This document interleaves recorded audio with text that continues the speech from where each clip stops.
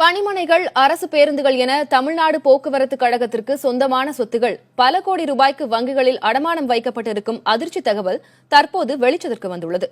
தகவல் அறியும் உரிமை சட்டத்தின் கீழ் இவை தெரிய வந்திருக்கின்றன. தனியார் நிறுவனங்கள் ஒரு சில பேருந்துகளை மட்டும் வைத்துக் கொண்டு லாபகரமாக இயங்கி வரும் நிலையில் 22,743 பேருந்துகளுடன் செயல்படும் தமிழ்நாடு போக்குவரத்து கழகம் நஷ்டத்தில் இயங்கி வருகிறது. இதன் உண்மை காரணத்தை தெரிந்து கொள்வதற்காக மதுரை நெல்பேட்டையைச் சேர்ந்த ஹக்கீம் என்பவர் தகவல் அறியும் உரிமை சட்டம் மூலம் விண்ணப்பித்தார்.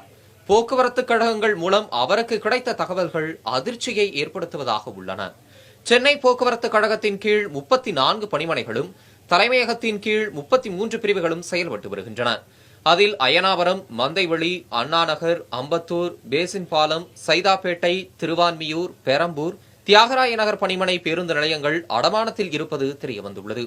சென்னை போக்குவரத்து கழகத்தின் அடையாளமான பல்லவன் இல்லம், பட்லஸ் சாலையில் உள்ள போக்குவரத்து தொழிற்சாலை, 490 பேருந்துகள் என சென்னை மாநகர போக்குவரத்து கழகத்தின் சொத்துக்கள் மட்டும் 580 கோடியே 63 லட்சத்திற்கு வங்கிகளிலும் அரசிடமும் அடமானம் வைக்கப்பட்டுள்ளன.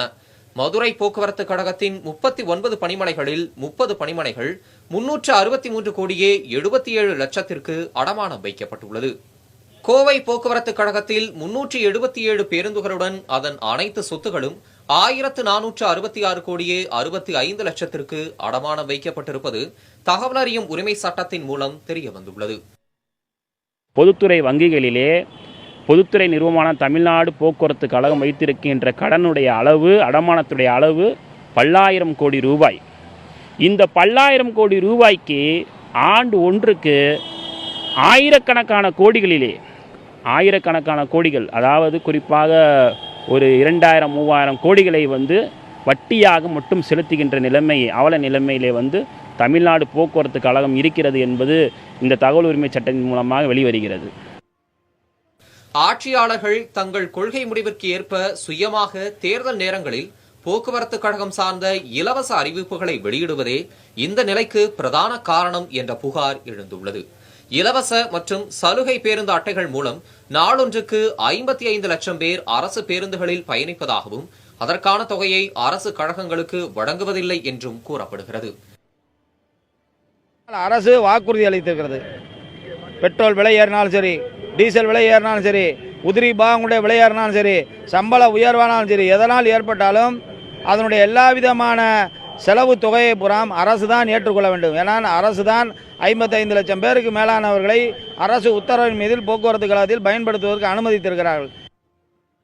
நிதி நெருக்கடியை சமாளிக்க அந்தந்த போக்குவரத்து மண்டலங்கள் தங்கள் சொத்துக்களை வங்கிகளில் அடமானம் வைப்பது தொடர்கதையாகிவிட்டதாக தொழிலாளர்கள் குற்றம் சாட்டுகின்றனர்.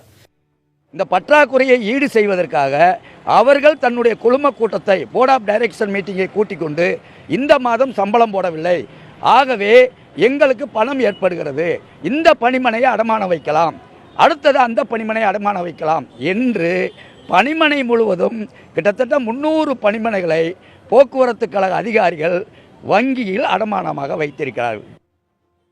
கடுமையான நிதி பற்றாக்குறையால் தமிழகத்தில் இயக்கப்படும் அரசு பேருந்துகளில் 75% பேருந்துகள் காலாவதியானவை என கூறப்படுகிறது.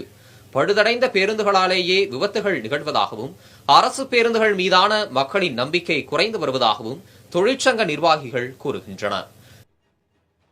7 லட்சம் கிலோமீட்டர் ஓடியிருந்தால் அந்த பேருந்தினுடைய அந்த வயதை கடந்துவிட்டது என்று நிறுத்திவிட வேண்டும், அல்லது 6 ஆண்டுகள் தாண்டிவிட்டால் அந்த பேருந்து தன்னுடைய வயதை கடந்து விட்டது என்று நிறுத்திவிட்டு புது பேருந்துகளை வழித்தடங்களில் விட வேண்டும். அப்படி விடாத காரணத்தினால் 75% பாடாவதியான பேருந்துகளை விட்டு ஆங்காங்கு பழுதடைந்து நிற்பதால் பயணிகள் ஏறுவதற்கு அச்சப்படுகிறார்கள். மின்வாரியம் போன்று போக்குவரத்து கழக செலவினங்களையும் அரசு ஏற்றால் மட்டுமே தமிழ்நாடு போக்குவரத்து கழகத்தை காப்பாற்ற முடியும் என்கின்றனர் அதில் பணியாற்றும் தொழிலாளர்கள். புதிய தலைமுறைக்காக ஒளிப்பதிவாளர்கள் இந்திரகுமார் மற்றும் குணாவுடன் செய்தியாளர் நாகேந்திரன்.